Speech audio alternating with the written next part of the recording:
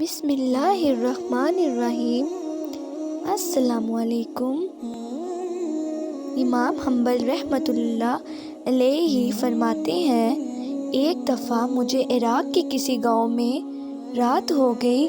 میں ایک مسجد میں گیا، لیکن چوکیدار نے مجھے وہاں سے نکال دیا۔ میں مسجد سے باہر فرش پر سو گیا۔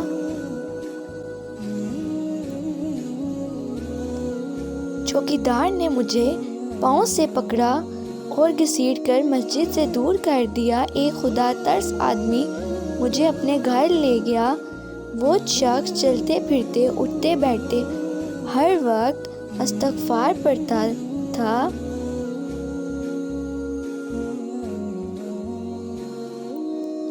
صبح ہوئی تو میں نے اس شخص سے پوچھا کہ کیا آپ کو استغفار پڑھنے کا کوئی فائدہ بھی ہوا؟ اس نے جواب دیا، جی ہاں، میری دعا قبول ہوئی، سوائے اس کے کہ میری ملاقات امام احمد بن حنبل سے ہو جائے۔